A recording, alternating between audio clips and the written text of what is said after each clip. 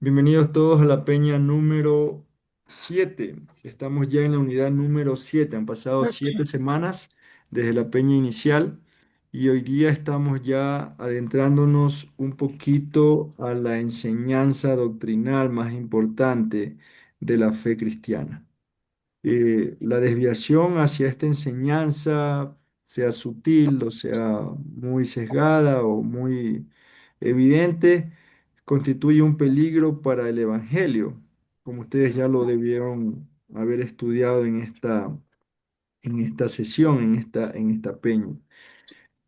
La la subunidad 7 o la lección 7 nos lleva a enfocarnos en dos, no le llamemos doctrinas, pseudo doctrinas o dos enfoques religiosos contemporáneos hoy en día que quizás son los más fuertes, al menos en nuestra región, al menos en Latinoamérica o al menos en Ecuador.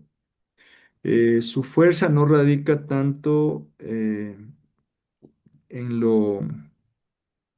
en los recursos que tienen, que es conocido, ¿no? Si ustedes pasan por cualquier calle de Quito y ven una iglesia de una de estas dos religiones, se van a dar cuenta que son iglesias que tienen bastantes recursos de diferentes formas. Entonces, sino que lo importante aquí es entender que la doctrina que predican es difícil de diferenciar y ese es el mayor riesgo, cuando la diferencia es sutil, que es imperceptible casi para el verdadero crecimiento espiritual.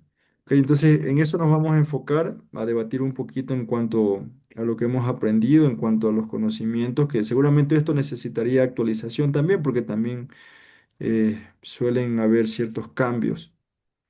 Pero primero quisiera darles espacio para preguntas y respuestas. Vámonos por favor a los objetivos de la unidad, para empezar por ahí en orden, ¿ok? Los objetivos de la unidad están descritos en la página, perdón, están descritos en la página 123. Unidad 7 tienen 6 objetivos.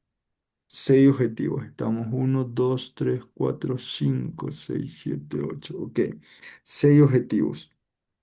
Vamos a repasar los objetivos y de una vez preguntamos alguna duda luego de repasarlos. Ok. El primer objetivo, los dos títulos de Jesucristo que revelan sus dos naturalezas. ¿Cumplimos este objetivo? ¿Lo entendimos? ¿Lo alcanzamos? ¿De qué manera?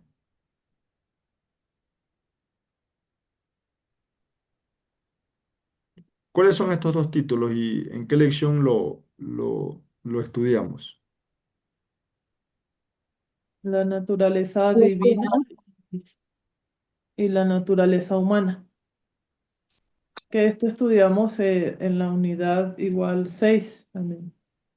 Ok, entonces, hijo de Dios sería el primer título, ¿no? Sí, y Que devela su primera naturaleza. Sí, ¿cuál sería su naturaleza cuando usamos el título hijo de Dios? Padre, divina. Padre, Divina, naturaleza hombre. divina. Ok, pero también había una forma de referirse que Cristo mismo lo usaba para sí, que era hijo de hombre. Ajá. Y en ese Naturaleza humana. sentido, develaba este título, ¿qué cosa? La naturaleza Humana. humana. Ok, entonces esa es la forma de diferenciar el objetivo planteado. Ahora, si les preguntara un poquito más profundo, una base bíblica para cada naturaleza, ¿pudieran encontrarlo ya? Por ejemplo, por el Hijo de Dios, ¿qué naturaleza podrían ustedes, qué base bíblica pudieran ustedes hacer referencia? Juan 1:13. Juan 1:13. Léelo, por favor. Juan 1:13. Dame un chance de la Biblia. Ya, Mateo sería.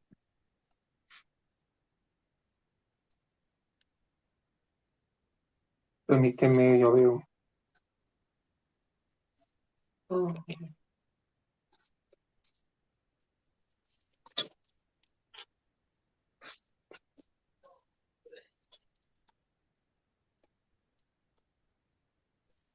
Ah, no, es Juan 1:14 en todo caso. Perdón. Dice, y aquel verbo fue hecho carne y habitó entre nosotros. Ok. Ese ahí sería una forma de argumentar la naturaleza Sí, divina. de carne, pero también dice, y vimos su gloria, gloria como del unigénito del Padre, lleno de gracia y de verdad. Es más para el de hombre, sí. Para la segunda. Ok, hay uno en El, Isaías que también es y el- citado por Mateo. Isaías 9:6. Isaías 9:6. tam- ¿Alguien lo tiene por ahí?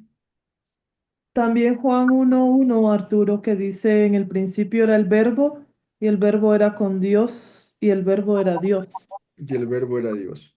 ¿Ok? Divino. Ujú. Y en Isaías tenemos Isaías 7:14, Isaías 9:6. Bueno, hay algunos, ¿no? Hay una serie de versículos bastante amplios en cuanto a lo que hace referencia. Sí, Isaías de hecho en 7. la unidad 7 hay un recuadro, nos pedía hacer justamente un recuadro y anotar esos versículos sobre la divinidad de Dios, Ujú. que es los que Entonces, estamos leyendo. en Isaías 7:14, por ejemplo, gracias, María. En Isaías 7:14 dice, por tanto el Señor mismo os dará señal, aquí la Virgen concebirá y dará luz y llamará su nombre Emmanuel. Ya, aquí, ¿por qué Emmanuel es una referencia a la divinidad, a la naturaleza divina de Cristo? Porque el Manuel Porque en hebreo Manuel es Dios significa con Dios con nosotros. nosotros. Por su significado, ¿no? Aquí una palabra hace esa referencia o esa inferencia, podríamos llamar en términos estadísticos. Inferimos o apunta directamente hacia la divinidad. Por ejemplo, en Isaías 9:6 aclara Isaías, porque un niño nos es nacido, hijo nos es dado, y el principado sobre su hombro se llamará su nombre admirable, consejero, y ahí aparece Dios fuerte, Padre eterno, príncipe de paz.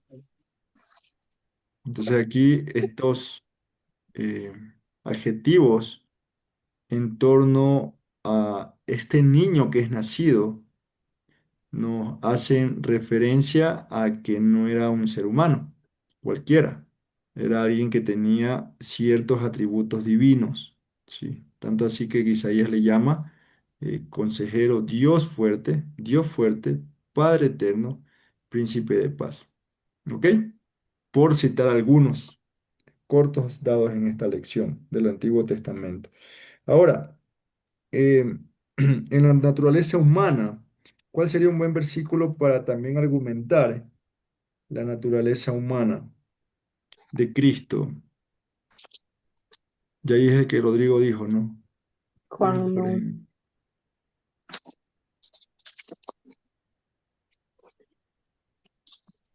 Sí, ¿cuál más?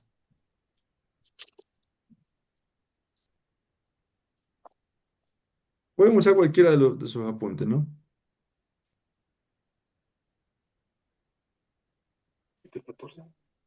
Juan 1:14. Ya, léalo, por favor. Juan uno Eh, catorce. y aquel verbo fue hecho carne Ya. Y habitó entre nosotros, dice, ¿no? y habitó entre nosotros. Bueno, leo todo el versículo. Sí, sí, sí. Justo ese es el Y ejercicio. aquel, y aquel verbo fue hecho carne y habitó entre nosotros y vimos su gloria, gloria como del unigénito del Padre, lleno de gracia y de verdad. Ok. Entonces ahí tenemos un buen versículo para eso.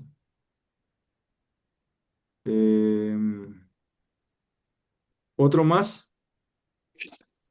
A ver, Daniel 7:13.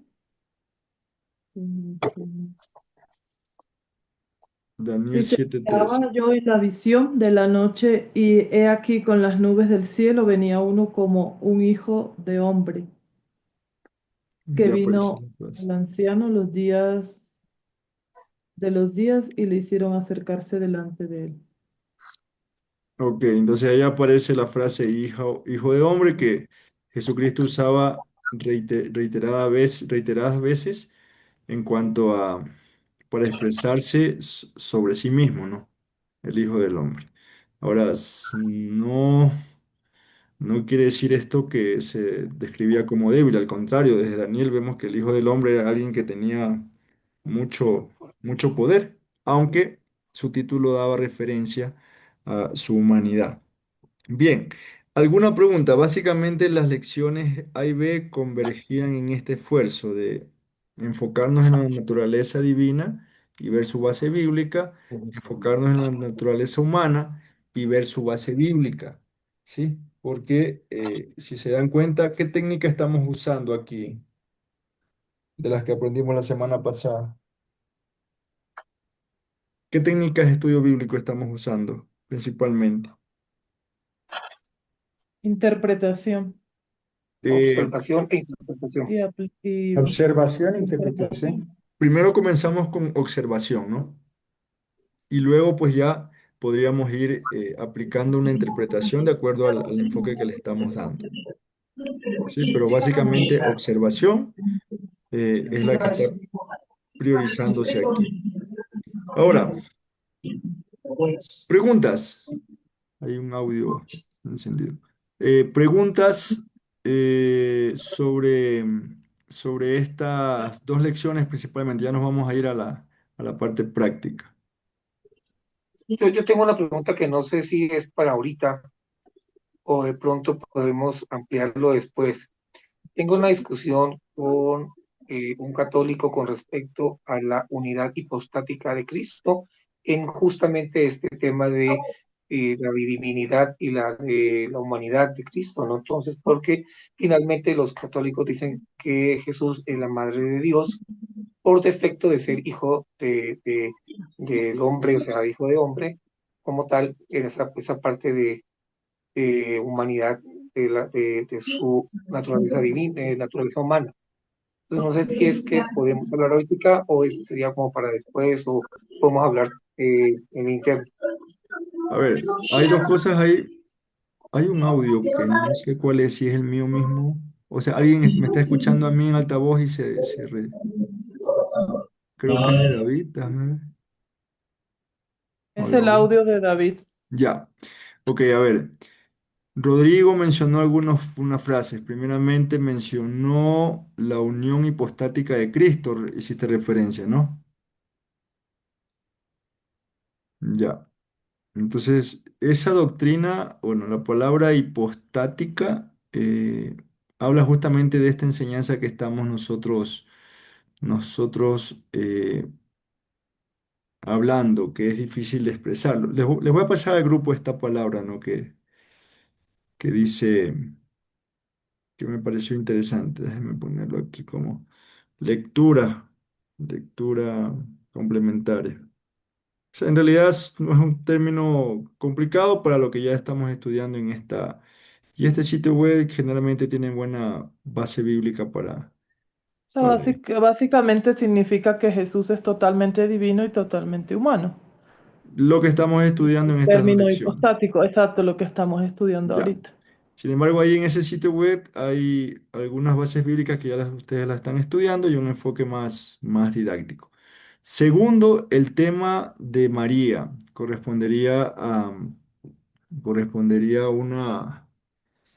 una argumentación que siempre es defendida por la fe católica. ¿Por qué? Porque la fe católica dentro de la doctrina católica, Timoteo 3:16 creo que, dentro de la doctrina católica, María es considerada en algunos grupos como divina, ¿no? Como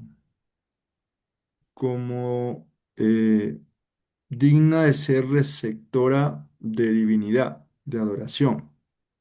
Ahí digo algunos grupos porque dentro de los grupos católicos, los movimientos carismáticos sobre todo se han apartado de esa corriente y en algunos casos este pensamiento se ha generado generalmente por costumbre y un mal uso de los cimientos originales. Cuando ustedes estudien la historia de la iglesia cristiana se darán cuenta que en realidad el tronco común del catolicismo con el protestante es el mismo.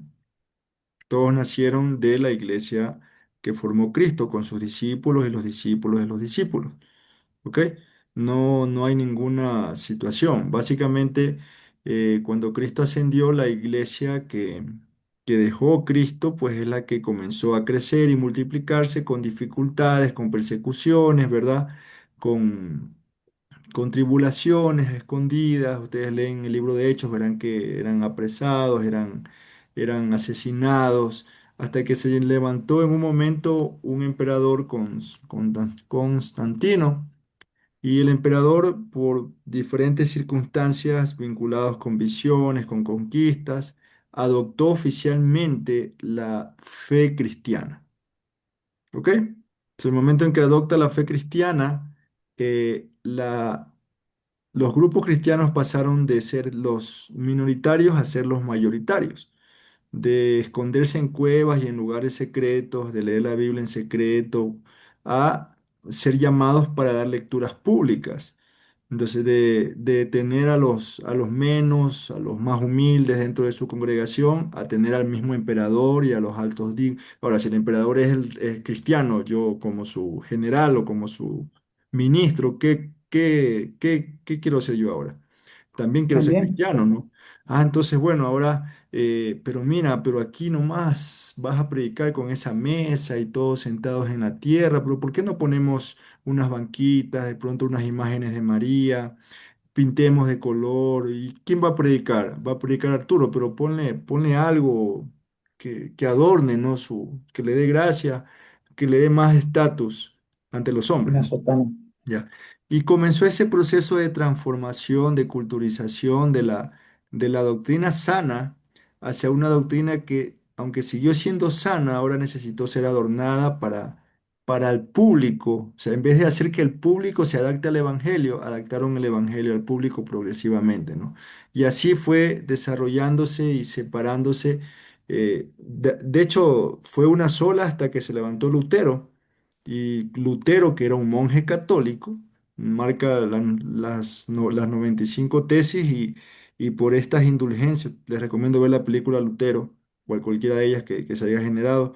eh, Lutero piensa que el Papa desconocía de las indulgencias eran lo que cobraban para hacer la iglesia de San Pedro y otros insumos, y marca sus 95 tesis para poder protestar contra esta doctrina de estar cobrando por la salvación, por todo este asunto religioso. Entonces, allí con Lutero se divide la iglesia hacia el protestantismo. Lutero fue la primera persona que tradujo la Biblia al lenguaje alemán. Hasta ese entonces nadie más podía leer la Biblia más que los sacerdotes católicos. ¿Sí? Entonces, ahí comienza esta división donde, bueno, Lutero dice, ¿sabe qué? Nos hemos alejado demasiado de la fe correcta, solamente solo gracia, solo Biblia, solo fe, solo Cristo, ¿verdad? Y comienza Lutero a enfocarse y ahí nacemos todos los protestantes y ahí comenzamos los protestantes, los metodistas, los bautistas, los pentecostales, y bueno, al final nos dividimos en ese centro histórico, ¿ok? Pero el catolicismo siguió con su pensamiento. Dentro de ese proceso, el pensamiento sobre María tiene esas corrientes que dice Rodrigo, ¿no? Pero yo siempre le digo a mis amigos católicos, a ver, tú te sabes el Dios te salve María, ¿verdad? Siempre le digo, a ver, dímelo cómo es. Y ellos comienzan, ¿no? Es un acto repetitivo, ¿no? Dios te salve María, llena eres de gracia. Ellos comienzan y usan el rosario para poder utilizar todo esto. Entonces, en el momento que ellos dicen Dios te salve María, yo los detengo y le digo, mira, ahí está, tú lo estás diciendo. Tú estás rezando en tu léxico para que Dios salve a quién, a María. Tú le dices, Dios te salve María. O sea, entonces, el propio rosario, el propio Dios te salve María es una demostración de lo que los católicos pensaban originalmente, que eran cristianos como nosotros, de María.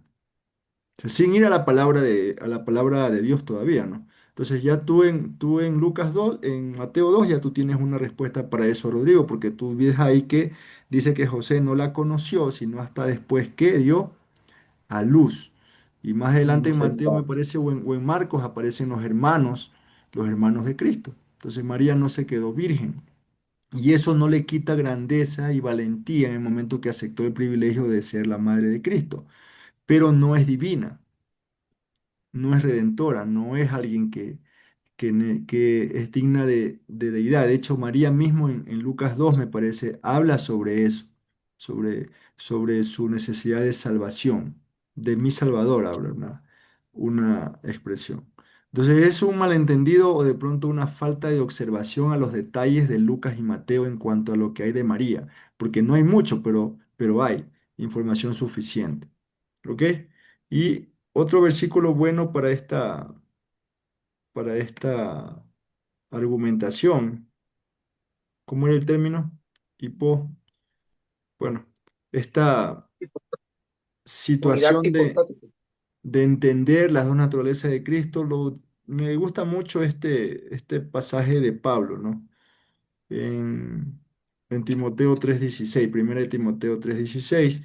¿Por qué? Porque aquí Pablo, que es una carta de liderazgo hacia jóvenes o hacia líderes cristianos, Pablo dice en el versículo 16, dice, primeramente, indiscutible, y en la Reina Valera se traduce como misterio. ¿Ok? Ahí ya le puso un principio. Entonces, tú y yo no vamos y nadie va a entender cómo es posible el misterio de la piedad. O sea, nos podemos pasar aquí debatiendo horas y nadie va, pero ¿cómo es Dios? ¿Y cómo es hombre? ¿Y cómo es hombre? ¿Y cómo es Dios? Pero murió, y si murió, ¿dónde le quedó el universo? Y no lo sabemos. O sea, Pablo dice, es un misterio. ¿Ok? Y el misterio conocemos pinceladas, expresiones que en su misericordia Dios nos reveló. Nos reveló. ¿Cuáles son los misterios? El misterio, pues bueno, primeramente Dios fue manifestado en carne, eso lo sabemos. ¿Ok? Justificado en el Espíritu, visto de los ángeles, hasta allí, predicado a los gentiles que nos corresponde a nosotros, creído en el mundo y recibido en gloria. ¿Ok? Entonces, no tratemos de entenderlo con nuestra mente, porque no lo vamos a poder. Hay que creerlo, y es un grado de fe también, el creer que Dios dice que así es. Y hay la suficiente revelación para entender que tuvo que ser así. ¿Por qué? Porque un arcángel, un ángel, un serafín o querubín no nos pudo haber salvado porque él no era ser humano como nosotros. O sea, Cristo entró en nuestra dimensión, por llamarlo así, y desde nuestra dimensión abrió un camino hacia su dimensión. Interesante. ¿Sí? Por eso Él es el camino, la verdad y la vida. Entonces, un arcángel nunca pudo haber hecho eso y un ser humano nunca pudo haber venido de aquí hacia allá. O sea, de arriba vino la salvación, se humilló, como dice Filipenses 2, hasta lo sumo, y de ahí, a través de esa humillación, nos permite a nosotros vivir.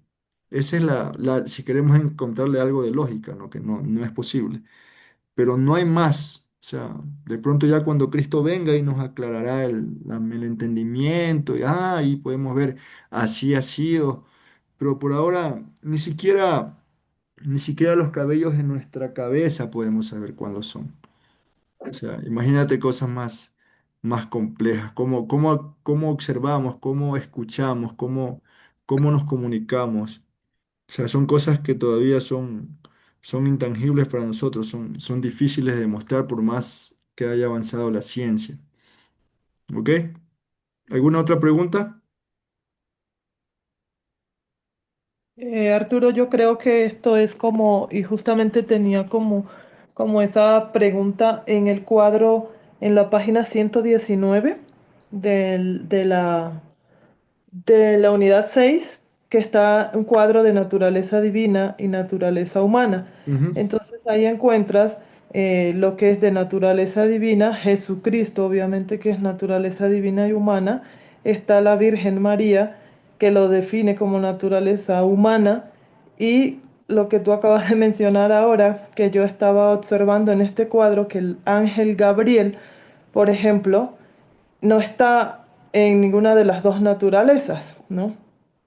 ujú, Entonces, bueno, y la Biblia se refiere a los ángeles como espíritus ministradores al servicio de los que heredarán la salvación, ¿no? Entonces, yo pensaba pues en esto. Esto es como, bueno, los ángeles tienen una misión divina, pero no están calificados dentro de la divinidad ni dentro, pues obviamente, de la naturaleza humana.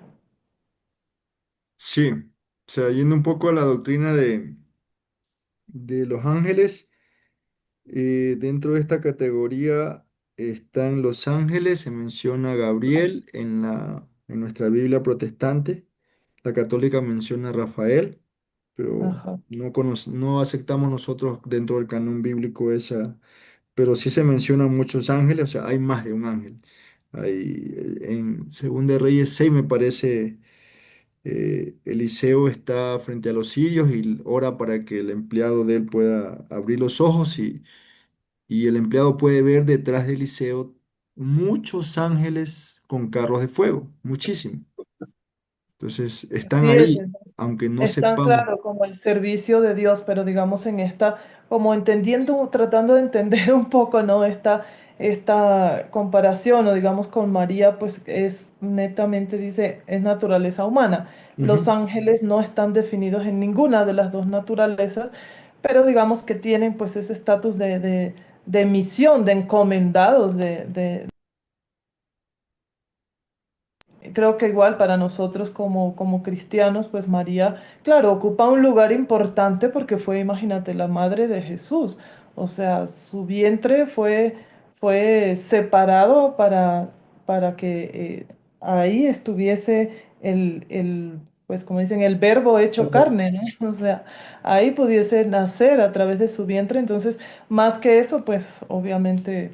Claro, ya los católicos pues ya la tienen como una divinidad y como, bueno, todo esto que ya conocemos, pero ya eso es otra doctrina muy aparte, ¿no? Sí, hay mucho que hablar. Como les decía y como dice Mayerly, el punto es entender por qué Cristo es el camino y por qué es el único que tiene esas dos naturalezas, tanto divino como tanto humano. Es al mismo tiempo humano como Ajá. al mismo tiempo divino. Consecuentemente es el único medio para poder salvar legalmente, restituir. Es que hay varios ámbitos que lo podemos ver, ¿no? Desde el punto de vista legal, Adán, que era la cabeza humana y que recibió el Edén de Dios, perdió legalmente el dominio ante Satanás al obedecerlo a él.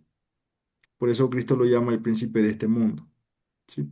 Entonces, legalmente tenía que desarrollarse como dice Colosenses, un despojo legal a través de lo que de lo que Dios había dicho. Dios había dicho que el alma que pecare esa morirá y que la paga del pecado es muerte. Entonces, como todo ser humano nace pecador, todo ser humano muere, ¿ok? Pero llegó alguien que murió sin ser pecador, sino que murió voluntariamente por todos nosotros. Y como es al mismo tiempo Dios, su muerte vale tanto para los de antes de él como para los después. Entonces esa muerte y resurrección le quita, por llamarlo así, el principado de la tierra y del sistema a Satanás y ahora Cristo es el Rey, exaltado.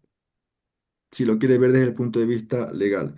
Desde el punto de vista biológico, eh, Cristo nació de una mujer. A ver, la primera persona que pecó, ¿cuál fue el primer pecado que ocurrió en la creación? A desobediencia. ¿Y quién la cometió?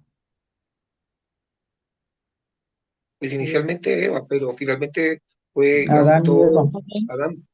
Ya, entonces, fíjense en esto, ¿no? Entonces, se registra que el primer pecado, según Ezequiel 28 y Isaías 14, no fue de un ser humano, sino fue de un querubín. Entonces, dice ahí, hasta que se halló maldad en ti. Y parece ser que tiene que ver con soberbia, con desobediencia también, pero no fue de un ser humano, fue de Satanás.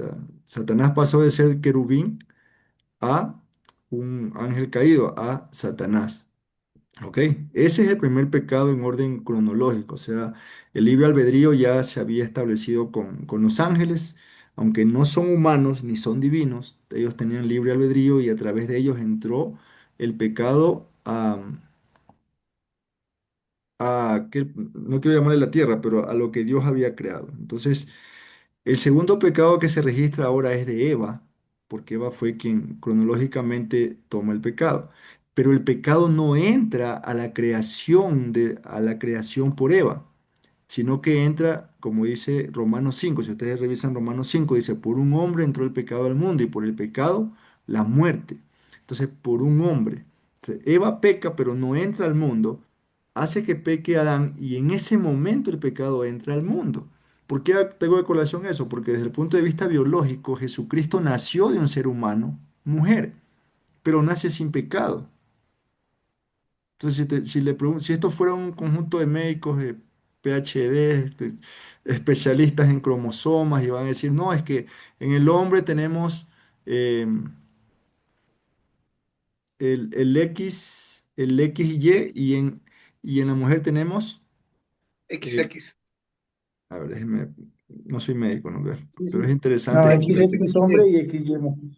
Ah, ya, XX hombre y XY mujer, No, no, no, al XY revés. hombre, XX mujer, sí. A ver, preguntémosle a Google, a ver. Pero yo soy médico, pues ¿cómo lo vas a Ah, ver? ya, perdón.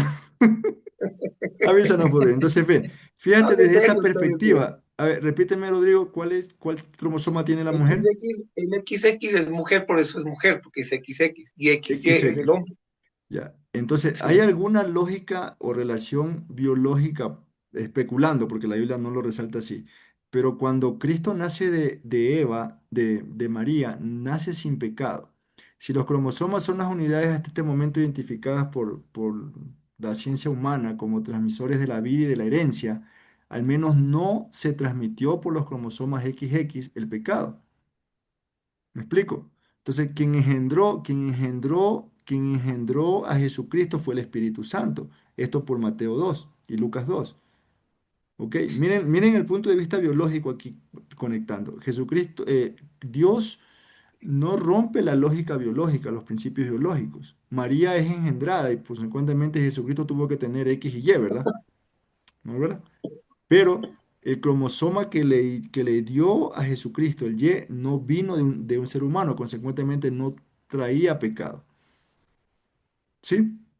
Entonces, fíjate, solamente ahí en esa parte tenemos para tratar de explotarnos la cabeza muchísimo en cuanto a por qué ocurrió esto. Al final, Cristo nace sin pecado, aunque nace del vientre de una mujer y su componente cromosómico, biológico y todo lo que corresponde, nació con él, porque él es también humano, recuerde.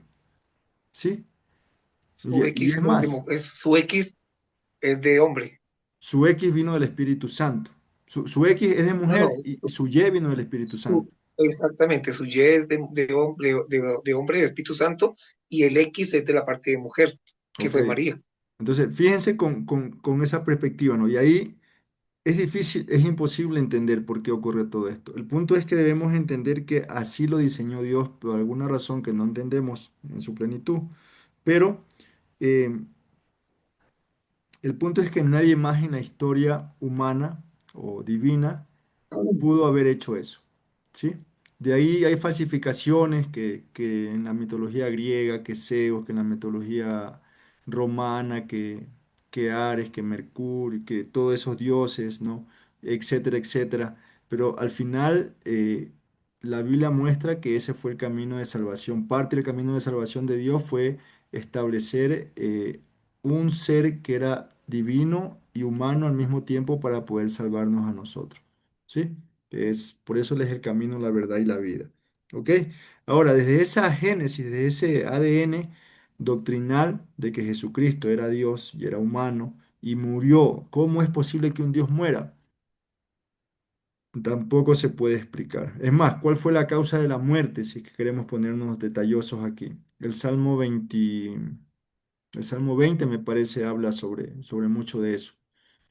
Pero el punto es las doctrinas separadas de esto, ¿no? Y hemos estudiado dos en esta lección, que no son las únicas, pero al final convergen en las más importantes. Eh, la primera de ellas, Los mormones. los mormones fue la primera, ya. La primera de ellas fue los mormones. Los mormones, eh, aquí hay varias corrientes también entre ellos mismos, ¿no? Pero la Iglesia de Jesucristo de los Santos de los Últimos Días es una iglesia, escuchen lo que voy a decir, estratégicamente en acciones evangelísticas de su doctrina muy fuerte. Estratégicamente en acciones evangelísticas de su doctrina muy fuerte. Tienen publicidad, tienen iglesias de como que fueran estandarizadas ya en casi todas partes del mundo. Ustedes encuentran en Quito, donde quiera, ustedes ya ven a lo lejos una iglesia mormón y ya la saben ubicar, ¿no? Ellos en el nombre de su doctrina religiosa pudieran parecer que exalta a Jesucristo. Entonces, quien escucha esto, pues pudiera dar cuentas de que habla de Jesucristo, ¿no? O sea, si no indagamos en esto. Pero ya cuando indagamos con detalles sobre lo que ellos piensan y cómo viven, entonces es ahí donde nosotros podemos investigar un poquito en cuanto a lo que creen, ¿no? Ellos se basan no solamente en la Biblia, aunque tienen creo que los 66 libros también, sino en el libro del Mormón como considerado inspirado. Aquí tienen, ¿no? El ¿Cuál libro es? del Mormón, Es mi- donde ellos cuentan y es considerado un libro sagrado. Entonces ya con ese detalle, ya tú ya tienes una forma de poder entender la doctrina negativa, ¿no? Hay algo más allá de la Biblia. Y eso no está correcto. Entonces, nótense que aquí hacen énfasis al libro del Mormón, pero dentro de la historia que ustedes ya lo estudiaron, cuentan que su fundador, ¿quién fue su fundador? John Smith. José Smith. Encontró unas tablas y, bueno, más o menos eran originarias de un profeta que vino del tiempo de Jeremías. Y por ahí, ¿no? Se levantó una doctrina y se levantó una iglesia y comenzó a desarrollar un evangelismo donde Cristo no es el centro, al menos no en su evangelio, ni en su práctica. El otro grupo es la iglesia De los testigos de conocida Jehová. como los testigos de Jehová. Los testigos de Jehová, así se los conoce. Ellos son un poquito más radicales. Yo los he identificado así. O sea, yo tengo compañeros de trabajo mormones y bueno, no, nunca hablan de su fe en el trabajo. O sea, no, al menos no lo. Pero en cambio, un testigo de Jehová busca reclutar deliberadamente, busca reclutar, busca ingresar al sistema, a las personas. Y aquí, en cambio, el énfasis en los testigos de Jehová es que son muy evangelísticos. Esta foto lo define muy, muy bien. Ustedes lo ven en las calles, los ven compuestos de revistas, tienen varias revistas como La Atalaya, El Despertar.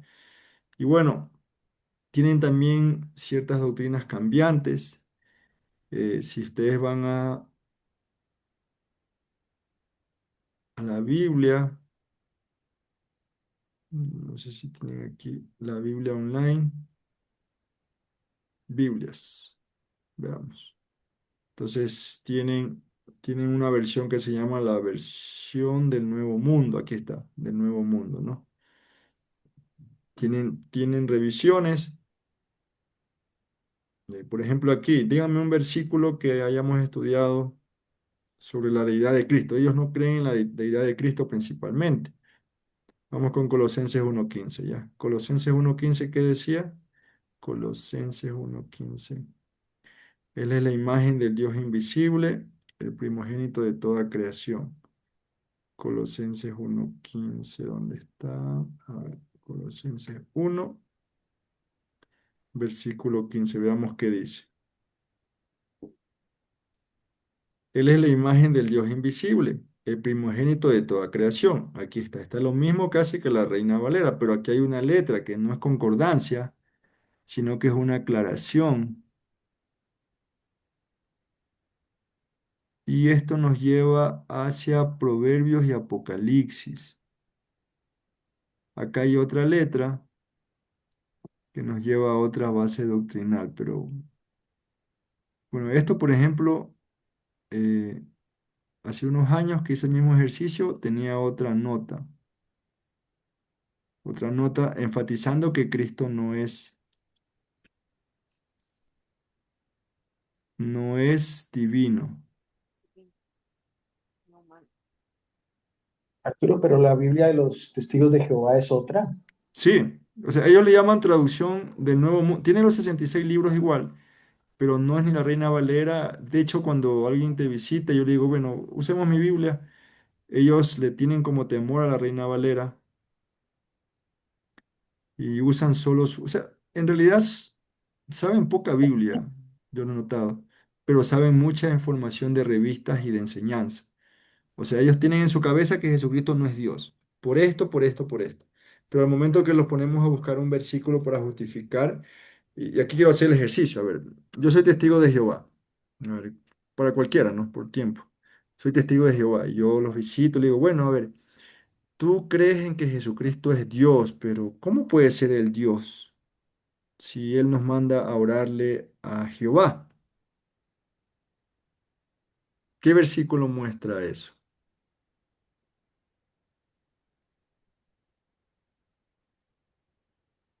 ¿Ya? Entonces, así es la conversación. Ellos quieren demostrar eso.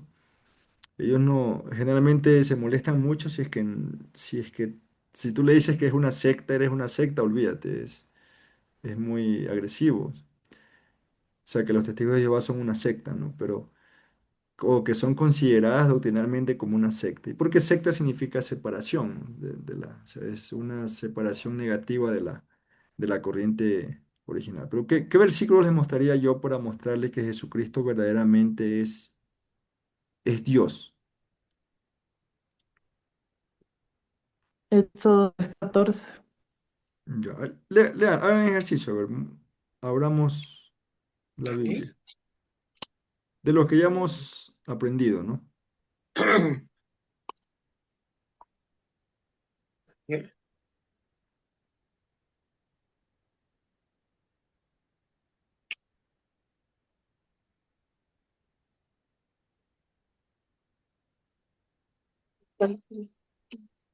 Juan Dice en 1:1 también, claro. Sígueme. Juan En 1:1. Éxodo 3:14 decía, yo soy el que soy, y dijo así, dirás a los hijos de Israel, yo soy, me envió a vosotros. Ya, pero ese versículo no muestra que Jesucristo es Dios, muestra lo que Dios dijo al pueblo que salió de Egipto. Al Ellos, pueblo de Israel. claro, ellos creen que Jehová es Dios, ¿no? Ojo, ellos por eso son testigos de Jehová. Jehová. La pregunta que les van a hacer ellos aceptan que Jesucristo fue un gran líder, alguien que trascendió la historia, Ah, pero ok, es demostrar que Jesús es Dios. Ujú. él no es Dios, o sea, no pueden creer en él. Ok, alguien dijo Juan 1:1.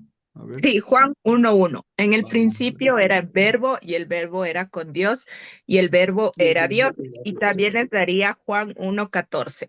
Y aquel verbo fue hecho carne y habitó entre nosotros y vimos su gloria, gloria como del unigénito del Padre, lleno de gracia y de verdad. Ok, ahí usted está con su Biblia. ¿Quién es yo? Ivana, ¿verdad? Con su Biblia, Sí. pero ahí ellos también abren su Biblia, como está aquí en pantalla, y dice, a ver, en mi Biblia, que es la versión del Nuevo Mundo, dice, en el principio la palabra existía, la palabra estaba con Dios, y la palabra era un Dios, con minúscula. ¿Sí? Tengo una nota aquí con asterisco que implicaría una referencia que seguramente me lleva a otro. ¿Cuál más era? El 14. eh, el No, 3. 14. Juan 14 dice, Uno, la palabra llegó a ser carne y vivió entre nosotros. Vivimos su gloria y una gloria como la que le corresponde a un hijo unigénito. Ya, entonces cambiaron la palabra, verbo por palabra. cambiaron la palabra Pierden la verbo palabra ver. por la palabra. Entonces ahí se pone, comienza, ahí la discusión comienza en cuanto no es que tu doctrina no está desactualizada porque es del 64, es la Reina Valera. La mía es del 2019, es la del Nuevo Mundo. ¿ya? Entonces, viene bien contar alguna historia. eh, Contar historia me refiero que a mí me ha servido mucho Juan 14. Déjame ver. En Juan 14 creo que no he podido cambiarla mucho.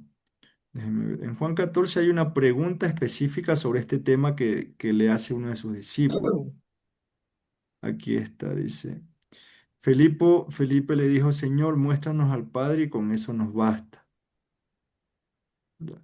Jesús le contestó, Felipe, con todo el tiempo que llevo con ustedes, todavía no me conoces. El que me ha visto a mí, ha visto al Padre también. Ahí está. Eso no lo han podido cambiar. Entonces aquí Cristo le responde, el que me ha visto a mí, ha visto al Padre. Podría servir mucho para esto. Pero al final es un tema de convicción del Espíritu Santo, ¿no? Que tiene que convencer. Eh, Claro, eso que acabas de decir, Arturo, pensaba, ¿no? Porque, o sea, no se trata de entrar en una discusión interminable, porque a la ujú, final ni nosotros vamos a terminar convenciéndolos a ellos, ni ellos a nosotros, de lo contrario. Entonces, como tú dices, exactamente. es el Espíritu Santo el encargado de convencer, no hay Claro. otro. Eh, Funciona bien tener mansedumbre en ese aspecto para poder responder no a la persona, sino al pensamiento doctrinal errado, ¿no? Yo recuerdo mucho una amiguita, la mamá de una amiguita de mi hija que nos visitó con el propósito de cambiarnos el pensamiento, porque fue con ese propósito. Entonces, un versículo le mostrábamos y ella mostraba otro, ella mostraba otro, al final se volvió viciado. Terminamos solamente por preguntarle, bueno, ¿cómo usted llega al cielo? Mi estimada, no recuerdo el nombre de ella. O sea, ¿cuál es el pensamiento bíblico que usted tiene para poder llegar al cielo? Entonces, si es que generalmente no lo pueden responder, pero en ese momento tú le puedes responder que es a través de creer en Jesucristo. O sea, en cualquier Biblia eso lo dice. Y ahí vienen muy bien los versículos que hablan sobre eso, que estuvimos repasándolos la semana pasada, recuerden, ¿no? Entonces ahí Juan 1:12, Hechos 4:12, eh, Juan 14:6, Romanos 10:9, todos esos versículos que hablan de la salvación en Cristo, Efesios 2 del 8 al 9, Romanos 5:1. Juan 3:16, hablan sobre Jesucristo.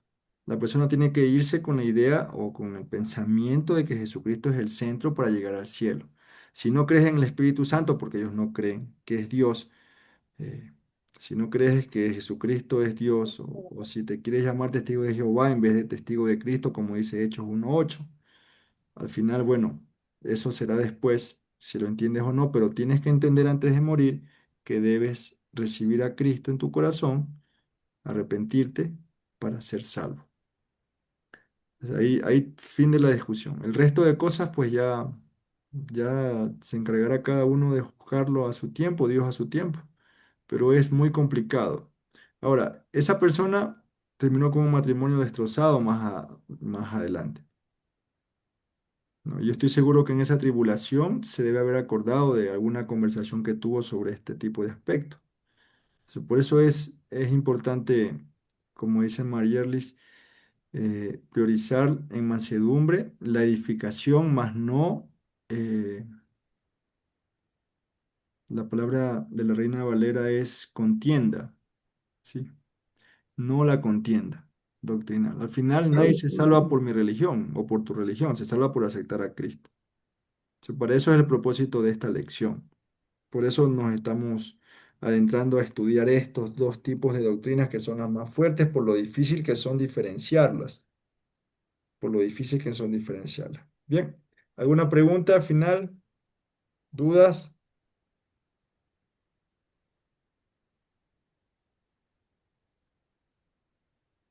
¿Todo está claro en el desarrollo de la lección? ¿Sabían estos temas antes de estudiarlo? No, yo no. Tú O no sea, tienes. bueno, yo tenía una persona testiga de Jehová, trabajaba conmigo un tiempo, hace un año. Entonces, con ella era bastante complicado como poder conversar ciertos temas, pero yo creo que ella aprendió un poco por los testimonios que uno se podía dar acerca del Espíritu Santo, de Jesucristo. Entonces ella decía que ellos creen solo en el Padre. El Padre es todo, que es Jehová, eso es todo. Entonces, era un reto para nosotros. Ella fue inclusive a la iglesia, fue a la iglesia nuestra Aliento de Vida. Y cuando ella un día me dijo, me gusta cómo ustedes hablan de la palabra, porque ella también tenía su Biblia, o sea, como usted dice, tenía su Biblia y todo eso. Y ella un tiempo estuvo muy confrontada, muy confrontada. Entonces luego les trajo a la casa de vida a sus dos hijos, el chico era muy calladito y asimismo se le dio palabra, ¿no? Entonces, como que el chico también se quedó pensando y, y decíamos, bueno, o sea, no es complicado, pero no es imposible, ¿no? Porque hay gente obviamente cuando usted dice, cuando nosotros le pedimos al Espíritu Santo que obre, Él es el que obra y Él es el que puede transformar las mentes de las personas y les da esa convicción de que están equivocados. Entonces, esa experiencia yo tuve con la señora testiga de Jehová. Pues ahorita ella ya no va, hace mucho tiempo, bueno, se deslindó por muchas cosas. Entonces, ella me conversaba las experiencias que en la iglesia, bueno, se asemejaba un poco porque en ciertas cosas, ¿no? Porque ella decía que sí, que a veces los grupos en vez de hacer las células, porque ellas también le llaman como células también. Entonces decía que el esposo no le gustaba irse a las células porque en vez de leer la palabra se dedicaba a los chismes y todas esas cosas.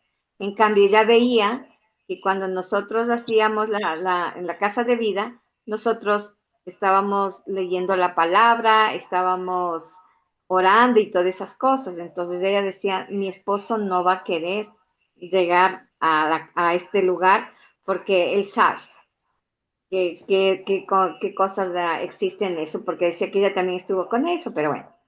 Pero sí ella quedó muy confrontada, muy confrontada con estos testimonios que nosotros le dábamos, leíamos la palabra, llegó a la iglesia también, y bueno, no, nos hemos desconectado porque no está trabajando este tiempo conmigo, pero bueno, en algún momento le quiero retomar nuevamente a ver cómo está, qué le ha pasado, qué le parece, pero a ella le gustó mucho llegar a nuestra iglesia.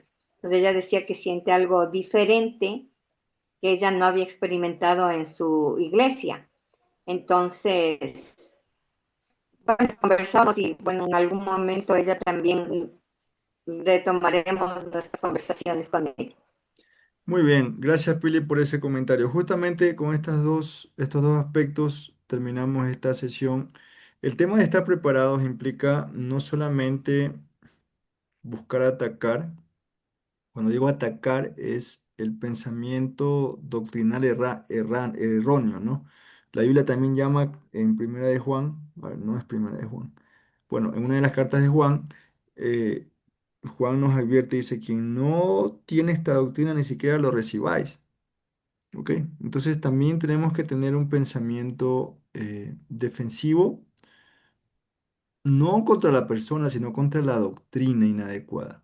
Y nuestra doctrina, saberla defender en el momento que así se requiera, en el momento que así se testifique. Si ustedes leen, por ejemplo, la prédica que hizo Pablo en Hechos 17, es una prédica que nace de defensa, de justamente de poder defender y poder darle a los griegos y a todos esos discípulos de los epicuros y todos los relacionados con Sócrates y esas escuelas de pensamiento, la oportunidad de convertirse al evangelio. Y eso nos puede tocar en algún momento, ¿ok? No vamos a buscar que nuestro pensamiento prevalezca, sino que la doctrina bíblica prevalezca, como Pablo lo hizo, por ejemplo, predicando la muerte y resurrección de Cristo. Eso es ahí prevalece la doctrina, con la base bíblica adecuada, ¿ok? Buscando aplicarla como ya hemos aprendido. Eso puede pasar. Puede pasar, ¿por qué? Porque a veces Dios pone personas en nuestro camino que nunca más van a volver a toparse por alguna razón. ¿No? Ustedes ven Hechos 8, por ejemplo, Felipe se topa con un eunuco de Antioquía. Una vez, Felipe estaba preparado, el eunuco había venido era un prosélito, había venido a recibir palabra y no la había recibido. Se iba vacío, pero el Espíritu Santo lo llevó para que Felipe esté en el momento justo en que el eunuco estaba leyendo Isaías y Felipe supo cómo llevarlo desde ese pasaje a la salvación en Cristo. Ah, qué sabio. ¿Sí? Entonces, esa destreza espiritual es la que sí debemos desarrollar nosotros. Entonces, ¿cómo tomar un pensamiento inadecuado y direccionarlo creativamente hacia un pensamiento doctrinalmente adecuado que converja en la salvación en Cristo, con mansedumbre y sabiduría? Porque posiblemente Felipe nunca más vio al eunuco, pero el eunuco se fue salvo. Si murió más adelante, si levantó una obra, una iglesia, pues Dios sabrá por qué lo puso ahí. Pero tenemos a veces oportunidades únicas de influenciar. Y Pablo tenía siempre ese pensamiento, ¿no? Ante reyes, ante soldados, ante gobernantes, siempre buscaba predicar la salvación en ese entonces. Y el segundo aspecto es el poder del testimonio. Un testimonio de iglesia, como decía Pili, un testimonio de familia, un testimonio personal de nuestro carácter, nuestro proceder en el trabajo, en nuestra relación con los vecinos, en la forma como manejamos un carrito, cómo andamos en la calle ante una situación inapropiada contra nosotros, cómo mostramos la otra mejilla o cómo mostramos nosotros amor, aunque nosotros estamos en daño a nosotros mismos, como dice el Salmo 15, ¿no? Aunque jurando en contra de nosotros mismos, no por eso cambiamos. Mostramos sabiduría y mansedumbre en ese proceso. Ese testimonio es poderoso para poder convertir a las personas. Entonces, si alguien se equivoca y yo tengo que enseñarle, pues enseñarle con amor. No sé si me explico esta parte, ¿no? Ustedes deben propender un carácter que refleje a Cristo en mansedumbre, ¿no? En mansedumbre y sobre todo en sabiduría, ¿no? Acuérdense no recuerdo el pasaje, pero cuando el Señor estaba escribiendo en tierra y le traen a una mujer para ser apedreada, ¿no? Todo el mundo tenía la piedra en la mano lista para hacer lo que estaba escrito en la ley de Moisés. Pero Cristo escribía en piedra y le preguntaron, ¿y qué dijo Cristo? Bueno, el que esté libre de pecado, que arroje la primera piedra. Y comenzando desde los postreros hasta los primeros, la conciencia los culpó y entonces miren el poder del testimonio. Entonces Cristo no refutó, no peleó, expresó una idea sabia y creativa y al final salvó a las personas de morir de ira y salvó a la mujer de morir apedreada y le dio una nueva oportunidad. Entonces, como dice Pili, cuando alguien ve en nosotros y se asoma a la ventana de nuestra vida y ve cómo somos verdaderamente fuera de la iglesia, es cuando el testimonio cobra poder. A eso se refiere Hechos 1:8, ¿no? Y me serán testigos, dirigidos y no dirigidos, o sea, directo, testimonio deliberado y testimonio silencioso. ¿Ok? Entonces imagínense si yo en mi trabajo me la paso hablando malas palabras, gritándole a mis compañeros o llegando atrasado. ¿Qué testimonio voy a dar como cristiano? No, ¿verdad? Comunicando con ira siempre, enojado, ofuscado, reprochando. Entonces eso, imposible que crean en Cristo si yo soy así. Con eso me quedo, sobre todo el comentario de Pili. Ojalá podamos estar siempre pendientes para este propósito. Amén. Amén. Amén. Listo, les toca la lección. Déjenme poner pausa. Hasta aquí la peña número 7, quienes no asistieron.